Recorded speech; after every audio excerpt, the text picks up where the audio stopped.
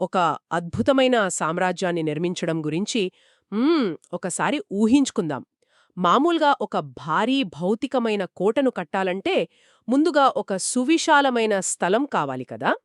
చుట్టూ శత్రువులు చొరబడలేని భారీ గోడలుండాలి. ప్రతి ద్వారం దగ్గర కఠినమైన కాపలదారులు ఉండాలి. అవును. ఎవరైనా లోపలికి రావాలంటే ఎన్నో తనిఖీలు దాటాల్సుంటుంది. ఎగ్జాక్ట్లీ. కానీ ఇక్కడ ఆసక్తికరమైన విషయమేమిటంటే, ఈ రోజుల్లో మనం కడుతున్నది ఇటుకలు, సిమెంట్‌తో కాదు. మనం నిర్మిస్తున్నది ఒక డిజిటల్ సామ్రాజ్యం. అంటే అప్లికేషన్లు, డేటాబేసులు, వందల కొద్ది సర్వర్లతో కూడిన ఒక భారీ వ్యవస్థను పబ్లిక్ క్లౌడ్‌లో నిర్మిస్తున్నాం. నిజమే. ఆ డిజిటల్ ప్రపంచంలో ఆ గోడలు, గదులు, ఆ సెక్యూరిటీ వ్యవస్థ అంతా మన కంటికి కనిపించవు.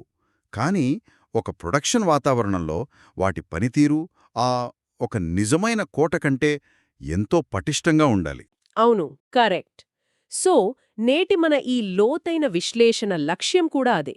ఏడబ్ల్యూఎస్ అంటే అమెజాన్ వెబ్ సర్వీసెస్కి సంబంధించిన అనేక ప్రాథమిక అలాగే సంక్లిష్టమైన అంశాలను ఒక క్రమపద్ధతిలో విడమర్చి చూడటము. రైట్. మన ముందున్న సమాచారం ఒక నిపుణుడైన డెవలపర్ రూపొందించిన ఆర్కిటెక్చర్, నెట్వర్కింగ్, సెక్యూరిటీ మరియు ఆటోమేషన్ నోట్స్. ఇది కేవలమేదో థీరీలా కాకుండా నిజ జీవితంలో ఒక అప్లికేషన్ని సురక్షితంగా క్లౌడ్లో ఎలా ఉంచాలో చూద్దాం. అంటే పనులు ఆటోమేట్ ఎలా చేయాలో, ఎలాంటి సమాచార భారం లేకుండా వింటున్న వారికి అర్థమయ్యేలా విశ్లేషిద్దాం. ఎగ్జాక్ట్లీ. సరే, దీన్ని కాస్త విడమర్చి చూద్దాం. ఏదైనా అప్లికేషన్ను పబ్లిక్ క్లౌడ్లో పెట్టే ముందు దానికొక సురక్షితమైన ప్రదేశం కావాలి కదా! ఇక్కడే మనకు వీపీసీ వస్తుంది. అంటే వర్చువల్ ప్రైవేట్ క్లౌడ్. అవును, వీపీసీ. ఈ వీపీసీ అనేది ఒక పెద్ద గేటెడ్ కమ్యూనిటీ లాంటిది అని మనం ఊహించుకోవచ్చు కదా! ఖచ్చితంగా. పబ్లిక్ క్లౌడ్ అనేది ఒక పబ్లిక్ పార్క్ లాంటిది అనుకుంటే, అందులో మనకంటూ ఒక ప్రైవేట్ స్థలాన్ని, ఒక గేటెడ్ కమ్యూనిటీని సృష్టించుకోవడమే ఈ వీపీసీ ప్రధాన ఉద్దేశం. రైట్. మన రిసోర్సెస్ అన్నీ ఆ ప్రైవేట్ స్పేస్లోనే ఉంటాయి. బయటి వాళ్లకి యాక్సెస్ ఉండదు. కానీ ఆ కమ్యూనిటీలో కూడా అందరికీ అన్ని అందుబాటులో ఉండవు కదా! ఇక్కడే సబ్నెట్స్ అనే కాన్సెప్ట్ వస్తుంది. అంటే పబ్లిక్ సబ్నెట్, ప్రైవేట్ సబ్నెట్ అని. అవునవును. ఒక ఆఫీస్కి ఉండే రిసెప్షన్ లేదా విజిటర్స్ ఏరియా లాంటిది పబ్లిక్ సబ్నెట్ అనుకుందాం. ఎవరైనా బయట నుండి వస్తే ముందు ఇక్కడికే వస్తారు. ఇక్కడే ఇంటర్నెట్ గేట్వే, లోడ్ బ్యాలెన్సర్ లాంటివి ఉంటాయి. కరెక్ట్. పబ్లిక్ ఫేసింగ్ అవన్నీ అక్కడే ఉంటాయి. ఇక ప్రైవేట్ సబ్నెట్ అనేది అత్యంత సురక్షితమైన లాకర్ రూమ్ లాంటిది. ఇక్కడే మన అసలు అప్లికేషన్స్ ఉంటాయి. కానీ ఇక్కడే నాకొక చిన్న సందేహం వస్తోంది. చెప్పండి. ఇప్పుడు ప్రైవేట్ సబ్నెట్కి నేరుగా ఇంటర్నెట్ కనెక్షన్ లేకపోతే రేపు పొద్దున ఒక డెవలపర్ ఆ ప్రైవేట్ సర్వర్లోకి లాగిన్ అయి ఏదైనా మెయింటెనెన్స్ చెయ్యాలి అంటే ఎలా? దానికసలు పబ్లిక్ ఐపీ అడ్రస్ కూడా ఉండదు కదా! ఇక్కడే మనం బాస్టియన్ హోస్ట్ లేదా జంప్ సర్వర్ అనే కాన్సెప్ట్ని వాడతాం. ఈ బాస్టియన్ హోస్ట్ని మనం పబ్లిక్ సబ్నెట్లో పడతాం. ఓహో, అంటే రిసెప్షన్ ఏరియాలో అన్నమాట. ఎగ్జాక్ట్లీ. ఒక డెవలపర్ నేరుగా ప్రైవేట్ సర్వర్ని అస్సలు టచ్ చేయలేడు. ముందుగా తన ల్యాప్టాప్ నుండి ఈ బాస్టియన్ హోస్ట్కి కనెక్ట్ అవుతాడు. ఆ తర్వాత సెక్యూర్ కాపీ అంటే ఎస్సిపి కమాండ్ ద్వారా తన ఎస్ఎస్హెచ్ కీలను పంపి ఆ బాస్టియన్ హోస్ట్ ద్వారా మాత్రమే ప్రైవేట్ సబ్నెట్లోని సర్వర్లోకి ప్రవేశిస్తాడు. వావ్! అంటే ఇది ఒక సెక్యూరిటీ చెక్పోస్ట్ లాంటిదన్నమాట. నేరుగా లాకర్ రూమ్కి వెళ్లకుండా ముందు రిసెప్షన్కి వెళ్ళి అక్కడ పర్మిషన్ తీసుకుని ఆ నెట్వర్క్ లోపలి నుండి మాత్రమే యాక్సెస్ చేయడం. అవును. దీనివల్ల బయటి హ్యాకర్లు ఎవరూ నేరుగా మన డేటాబేస్ని టార్గెట్ చేయలేరు. ఖచ్చితంగా. ఇప్పుడు ఈ కోటగోడల భద్రత గురించి ఇంకొంచెం లోతుగా మాట్లాడదాం. ఇక్కడ మనం అర్థం చేసుకోవాల్సిన అత్యంత ముఖ్యమైన 2 కాన్సెప్ట్స్ ఉన్నాయి. నెట్వర్క్ యాక్సెస్ కంట్రోల్ లిస్ట్, అదే ఎన్ఏసిఎల్, మరియు సెక్యూరిటీ గ్రూప్స్. చాలామంది ఈ 2 ఒకటే అని కన్ఫ్యూజ్ అవుతుంటారు. అవును. కానీ వీటి మెకానిజం పూర్తిగా భిన్నంగా ఉంటుంది. ఎలా పనిచేస్తాయో ఒకసారి చూద్దాం. ఎన్ఏసిఎల్ అనేది గేటెడ్ కమ్యూనిటీ యొక్క మెయిన్ గేట్ దగ్గరుండే సెక్యూరిటీ గార్డ్ లాంటిది. ఇది సబ్నెట్ స్థాయిలో పనిచేస్తుంది. కరెక్ట్. అంటే ఆ సబ్నెట్లోకి ఏ ట్రాఫిక్ రావాలి, ఏది రాకూడదు అనేది నెట్వర్క్ బౌండరీ దగ్గరే నిర్ణయించబడుతుంది కదా. అవును. మరోవైపు సెక్యూరిటీ గ్రూప్ అనేది నేరుగా EC2 ఇన్స్టాన్స్ స్థాయిలో, అంటే సర్వర్ తలుపు దగ్గర ఉండే సెక్యూరిటీ లాంటిది. ఎగ్జాక్ట్లీ. కానీ ఇక్కడ ఒక కీలకమైన సాంకేతిక వ్యత్యాసం ఉంది. అదే స్టేట్ఫుల్ మరియు స్టేట్లెస్ మెకానిజం. ఓకే, అదెలా పనిచేస్తుంది? సెక్యూరిటీ గ్రూప్స్ అనేని స్టేట్ఫుల్ అంటే మీరొక రిక్వెస్ట్ని లోపలికి అనుమతిస్తే, అదే ఇన్బౌండ్ ట్రాఫిక్ని అలో చేస్తే దానికి సంబంధించిన రెస్పాన్స్ ఆటోమేటిక్గా బయటికి వెళ్లడానికి అనుమతి దొరుకుతుంది, అవుట్బౌండ్కి వెళ్ళిపోతుంది. ఓహో, అంటే మళ్ళీ ప్రత్యేకంగా అవుట్బౌండ్ రూల్ రాయాల్సిన అవసరం లేదు. దానికి ఆ స్టేట్ అనేది గుర్తుంటుంది. కరెక్ట్, దానికి గుర్తుంటుంది. అద్భుతం. మరి ఎన్ఏసిఎల్ అలా కాదా? అది స్టేట్లెస్ అంటారా? కాదు, ఎన్ఏసిఎల్ అనేది స్టేట్లెస్. దానికి ఏమీ గుర్తుండదు. మీరొక ట్రాఫిక్ని లోపలికి రావడానికి అనుమతిస్తే అది బయటికి వెళ్లడానికి మళ్ళీ ఖచ్చితంగా అవుట్బౌండ్ రూల్లో కూడా అనుమతి ఇవ్వాలి. రైట్. ఈ రెండు పొరల రక్షణ ఉండటం వల్ల ఒకవేళ పొరపాటున ఎవరైనా డెవలపర్ సర్వర్ దగ్గర సెక్యూరిటీ గ్రూప్ ఓపెన్ చేసినా సరే, మెయిన్ గేట్ దగ్గర ఉన్న ఎన్ఏసిఎల్ దాన్ని ఆపేస్తుంది. వావ్, డబుల్ సెక్యూరిటీ అన్నమాట. ఇక్కడే ఇంకో విషయం. నోట్స్లో ఉన్నదాని ప్రకారం ఏడబ్ల్యూఎస్ డీఫాల్ట్గా అన్ని అవుట్బౌండ్ ట్రాఫిక్లను అనుమతిస్తుంది, కానీ ఇన్బౌండ్ ట్రాఫిక్ మొత్తాన్ని బ్లాక్ చేస్తుందట. అవును. ఒక్క నిమిషం. ఇన్బౌండ్ మొత్తం బ్లాక్ చేస్తే అసలు అప్లికేషన్ని ఎవరైనా ఎలా యాక్సెస్ చేస్తారో? మన వెబ్సైట్కి కస్టమర్లు ఎలా వస్తారు? అది చాలా మంచి ప్రశ్న. ఇక్కడ మనం షేర్డ్ రెస్పాన్సిబిలిటీ మోడల్ గురించి మాట్లాడుకోవాలి. ఏడబ్ల్యూఎస్ మీకు నెట్వర్క్ను అత్యంత కట్టుదిట్టంగా డిఫాల్ట్గా అంతా లాక్ చేసి ఇస్తుంది. ఇప్పుడు ఆ తలుపులు తీయాల్సిన బాధ్యత మీదే. ఓహో, అంటే మనమే కన్ఫిగర్ చేసుకోవాలి. అవును. మీ వెబ్సైటు పబ్లిక్కి కనిపించాలంటే మీరే స్వయంగా పోర్ట్ 80 అంటే హెచ్టిటిపి లేదా పోర్ట్ 443 అదే హెచ్టిటిపిఎస్ ని సెక్యూరిటీ గ్రూప్స్లో ఓపెన్ చేయాలి. ఏది పడితే అది వాళ్లే ఓపెన్ చేసి ఉంచరు. అంటే కావాల్సిన వాటినే ఎంచుకుని ఓపెన్ చేసుకోవాలి. కానీ అవుట్బౌండ్ ట్రాఫిక్ మొత్తం ఓపెన్ చేసి ఉన్నప్పటికీ ఒక్క పోర్ట్ 25ను మాత్రం ఏడబ్ల్యూఎస్ ఎందుకు బ్లాక్ చేస్తుంది? పోర్ట్ 25 అనేది ఈమెయిల్స్ పంపడానికి వాడే ఎస్ఎంటిపి పోర్ట్. దీన్ని ఓపెన్ చేసుంచితే ఎవరైనా హ్యాకర్లు మన సర్వర్ని కంట్రోల్లోకి తీసుకుని ప్రపంచం మొత్తానికి మన సర్వర్ ద్వారా స్పామ్ ఈమెయిల్స్ పంపే ప్రమాదం ఉంది. అబ్బో, అవును కదా. అప్పుడేమవుతుంది? మన ఐపీ అడ్రస్ బ్లాక్ లిస్ట్ అవుతుంది. అందుకే ఏడబ్ల్యూఎస్ ముందు జాగ్రత్తగా దాన్ని డీఫాల్ట్గా బ్లాక్ చేసి పెడుతుంది. రైట్. భద్రత అనగానే మనం ఐఏఎం గురించి కూడా మాట్లాడాలి కదా. అంటే ఐడెంటిటీ అండ్ యాక్సెస్ మేనేజ్మెంట్. ఇందులో అథెంటికేషన్ మరియు ఆథరైజేషన్ అని రెండుంటాయి. అవును. ఒక వ్యక్తిని సిస్టంలోకి రానివ్వడం అనేది అథెంటికేషన్ అయితే, అతను లోపలికి వచ్చాక అసలు ఏమి చేయగలడో అని నిర్ణయించడం ఆథరైజేషన్ కదా. ఎగ్జాక్ట్లీ. డేటాబేస్ని కేవలం చూసే అనుమతి మాత్రమే ఇవ్వాలా అంటే రీడ్ యాక్సెస్, లేదా దాన్ని తొలగించే అనుమతి కూడా ఇవ్వాలా డిలీట్ యాక్సెస్ అనేది ఆథరైజేషన్ చూసుకుంటుంది. పెద్ద సంస్థల్లో వందల మంది డెవలపర్లు ఉంటారు. చాలా మంది ఉంటారు. ప్రతి ఒక్కరికి విడివిడిగా పాలసీలు రాయడం అసాధ్యం. ఒకవేళ ఎవరైనా కొత్త ప్రాజెక్టులోకి వస్తే పాత అనుమతులు తీసేసి కొత్తవివ్వాలి. ఇదంతా మాన్యువల్గా చేస్తే తప్పులు జరుగుతాయి. అందుకే గ్రూప్స్ వాడతారన్నమాట. డెవలపర్స్కి ఒక గ్రూప్, డేటాబేస్ అడ్మిన్లకొక గ్రూప్ క్రియేట్ చేసి పాలసీలన్నీ ఆ గ్రూప్కి అప్లై చేస్తారు. అవును, పాలసీని గ్రూప్కే అటాచ్ చేస్తారు. కొత్త యూజర్ వస్తే ఆ గ్రూప్లో వేయడమే, వెళ్ళిపోతే గ్రూప్ నుండి తీసేయడమే. చాలా సింపుల్ కదా. సో ఇప్పుడు మన నెట్వర్క్, సెక్యూరిటీ వ్యవస్థ అంతా సిద్ధమైంది. రైట్. కానీ ఒక ఖాళీ నెట్వర్క్ ఉంటే ప్రయోజనం లేదు కదా. ఇందులోకి మన సాఫ్ట్వేర్ అప్లికేషన్ని సురక్షితంగా తీసుకురావాలి. అవును, ఇక్కడే కంటైనర్స్ వస్తాయి. మనం రాసిన కోడ్, దానికి కావలసిన లైబ్రరీలు అన్నీ కలిపి ఒక బాక్స్లో ప్యాక్ చేయడమే కంటైనర్. ఓకే, కానీ నాకు చిన్న సందేహం. కంటైనర్ ఇమేజ్లను స్టోర్ చేయడానికి బయట అందరికీ తెలిసిన డాకర్ హబ్ ఉండగా, మళ్ళీ ఏడబ్ల్యూఎస్ వాళ్ల సొంత సర్వీస్ అయిన ఈసీఆర్ అంటే ఎలాస్టిక్ కంటైనర్ రిజిస్ట్రీ ఎందుకు వాడాలి? డాకర్ హబ్ పబ్లిక్ ఇమేజ్లకు, ఓపెన్ సోర్స్ ప్రాజెక్టులకు అద్భుతంగా పనిచేస్తుంది, అందులో డౌట్ లేదు. కానీ ఒక ప్రొడక్షన్ ఎన్విరాన్మెంట్లో, ముఖ్యంగా బ్యాంకింగ్ లేదా హెల్త్ కేర్ అప్లికేషన్ల కోడ్ ఎవరికీ కల్పించకూడదు కదా. అవును, సెక్యూరిటీ ముఖ్యం. ఈసీఆర్ అనేది బై డిఫాల్ట్గా ఒక ప్రైవేట్ రిపోజిటరీ.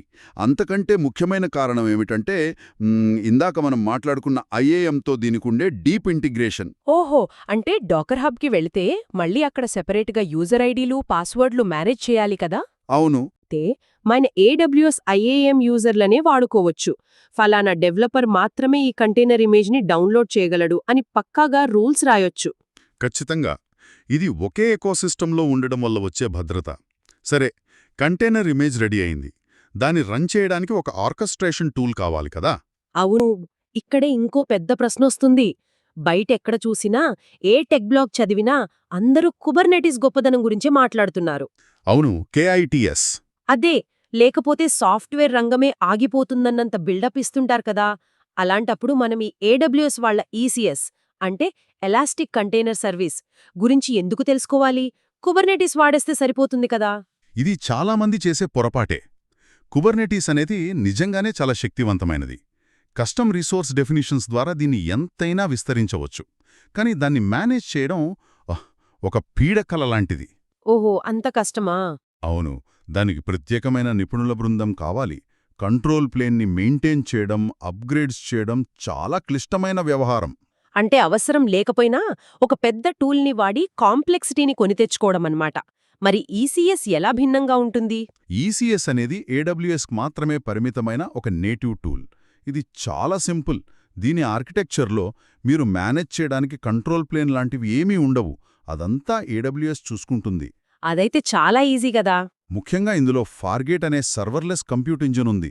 దీని మెకానిజం చాలా అద్భుతంగా ఉంటుంది. ఈ ఫార్గేట్ గురించి నోట్స్లో కూడా ఉంది కదా.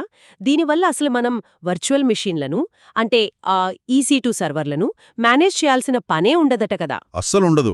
ఎంత రిసోర్సెస్ కావాలో అదే తీసుకుంటుంది. అంటే operating system patching, security updates ఇవేమీ మన తలనొప్పి కాదు.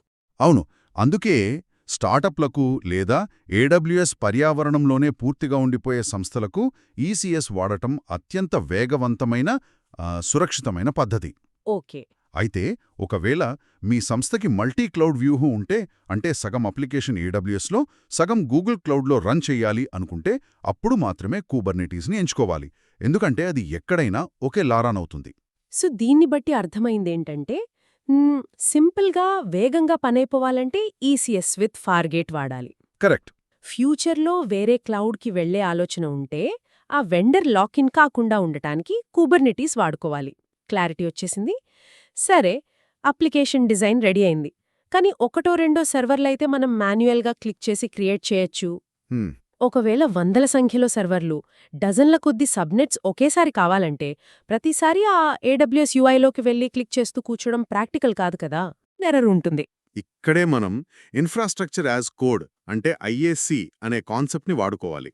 మీ మొత్తం ఆర్కిటెక్చర్ని కోడు రూపంలో రాయడమే ఇది. అంటే దీన్ని ఒక 3D ప్రింటర్ బ్లూ ప్రింట్ లాగా ఊహించుకోవచ్చు కదా. ఆ బ్లూ ప్రింట్లో 100 గదులు ఇల్లు ఎలా ఉండాలో రాసి ఉంటే మెషిన్ ఆటోమేటిక్గా దాన్ని సృష్టిస్తుంది. ఎగ్జాక్ట్లీ అదే కాన్సెప్ట్. దీనికోసం AWSలో క్లౌడ్ ఫార్మేషన్ టెంప్లెట్స్ వాడతారు. అదే CFT వాడతారు. దీన్ని JSON లేదా YAML భాషల్లో రాస్తారు. YAML అయితే మనుషులు చదవడానికి చాలా సులభంగా ఉంటుంది. కానీ ఇక్కడ ఒక ప్రాక్టికల్ సమస్య ఉంది. ఏంటది?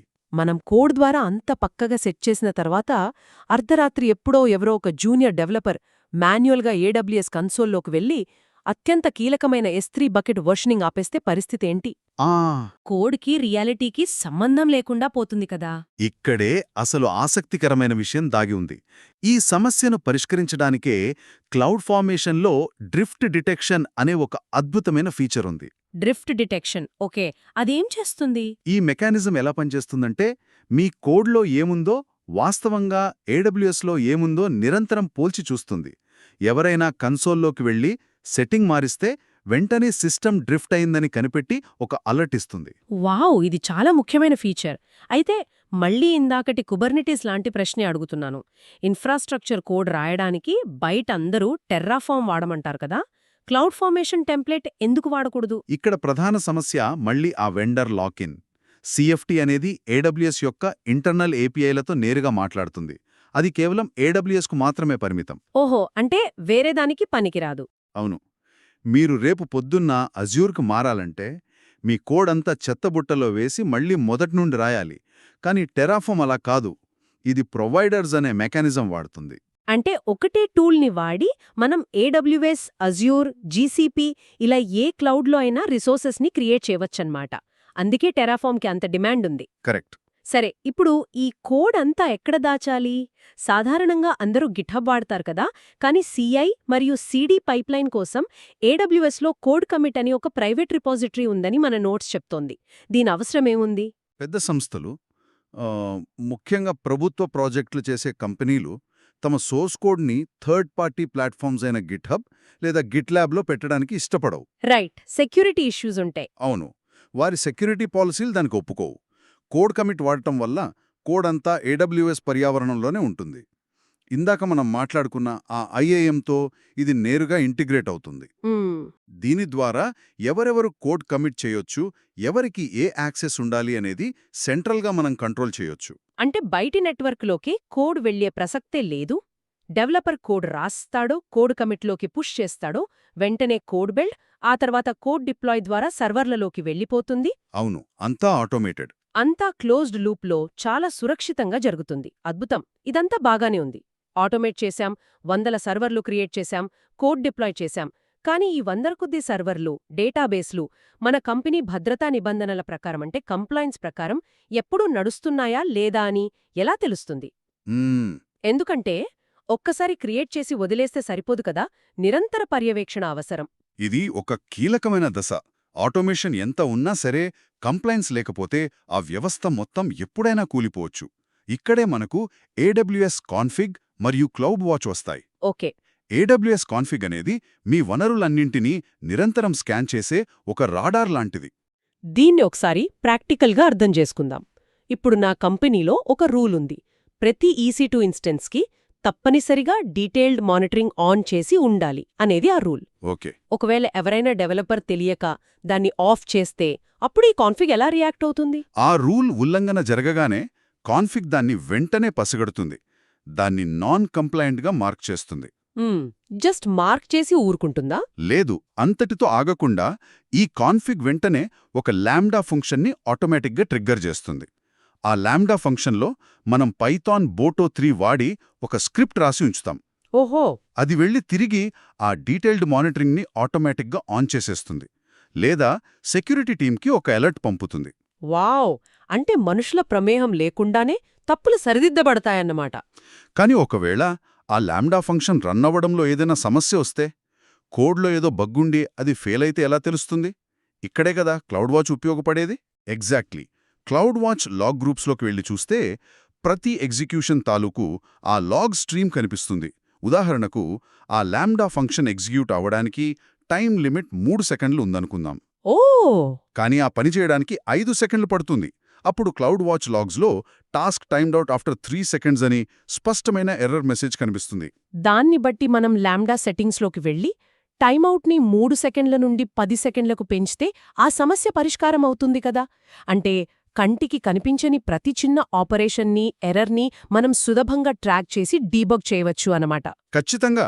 ఒకప్పుడు సిస్టమ్ అడ్మినిస్ట్రేటర్లు రాత్రంతా కూర్చుని మాన్యువల్గా లాగ్ ఫైల్స్ చదువుతూ ఎర్రర్స్ ఎక్కడున్నాయో వెతికేవారు. ఇప్పుడు ఆ పనిని సెకండ్లలో ఆటోమేట్ చేశాం. ఒక డిజిటల్ కోటను ఎలా నిర్మించాలో ఒక స్పష్టమైన చిత్రం మనకు దొరికింది. ముందుగా VPC ద్వారా ఒక సెక్యూర్ నెట్వర్క్ స్థలాన్ని ఏర్పరచుకున్నాం. అందులో సబ్నెట్స్తో రూమ్స్ కట్టాం.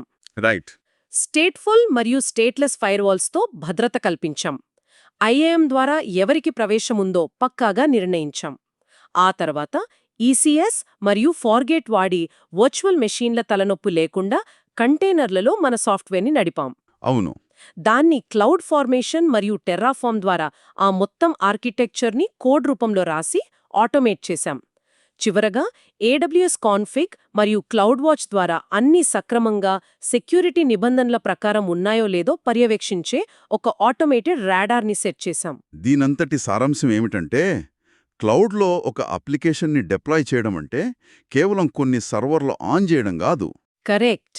ఆర్కిటెక్చర్, నెట్వర్కింగ్, సెక్యూరిటీ, ఆటోమేషన్ ఇవన్నీ ఒకదాంతో ఒకటి మాట్లాడుకుంటూ ఒక పటిష్టమైన వ్యవస్థగా ఎలా పనిచేస్తాయో అర్థం చేసుకోవడం. ఇది డెవలపర్ల సమయాన్ని ఆదా చేయడమే కాకుండా మనుషుల వల్ల జరిగే ఎన్నో తప్పులను ముందుగానే నివారిస్తుంది. ముగించే ముందు నా మదిలో మెదిలిన ఒక ఆలోచన, మనం చూస్తుండడానే టెక్నాలజీ ఎంతలా మారిపోయిందంటే, నిన్నటి వరకు భౌతిక సర్వర్లను కేబుల్స్తో కనెక్ట్ చేశాం. ఈరోజు ఇన్ఫ్రాస్ట్రక్చర్ని కోడ్ ద్వారా రాస్తున్నాం. నిజమే. కోడ్ ద్వారానే సెక్యూరిటీ రూల్స్ అమలవుతూ కాన్ఫిగ్ ద్వారా ఆటోమేటిక్గా తప్పులు సరిదిద్దుకునే స్థాయికి వచ్చాం. రేపటి భవిష్యత్లో ఈ క్లౌడ్ ఇంజనీర్ పని కూడా పూర్తిగా మారిపోతుందేమో. ఎలా అంటారు? ఒక పెద్ద ఆర్కిటెక్చర్ డయాగ్రామ్ని ఆర్టిఫిషియల్ ఇంటెలిజెన్స్కిచ్చి నాకిలాంటి ఇన్ఫ్రాస్ట్రక్చర్ కావాలి అని ప్రాంప్ట్ ఇస్తే ఏఐనే నేరుగా ఆ టెరాఫార్మ్ కోడ్ రాసి డిప్లాయ్ చేసి మానిటరింగ్ కూడా సెట్ చేసేస్తుందేమో. అవును, అదైతే జరిగే ఛాన్స్ ఉంది. క్లౌడ్ ఇంజనీర్ పని ఎలా చేయాలి నుండి కేవలం ఏమి కావాలి అని చెప్పే స్థాయికి వెళ్లబోతోందా? వింటున్నవారు దీని గురించి ఒక్కసారి ఆలోచించండి. అది నిజంగా ఆలోచించాల్సిన విషయమే. టెక్నాలజీ మారుతున్న కొద్దీ మనం కూడా అప్డేట్ అవ్వక తప్పదు కదా. ఖచ్చితంగా. ఈ లోతైన విశ్లేషణతో ఒక ప్రొడక్షన్ గ్రేడ్ క్లౌడ్ ఆర్కిటెక్చర్ ఎలా పనిచేస్తుందో చక్కటి అవగాహన వచ్చిందని భావిస్తున్నాము. ఎల్లప్పుడూ కొత్త విషయాలు నేర్చుకుంటూనే ఉండండి. మళ్ళీ కలుద్దాం.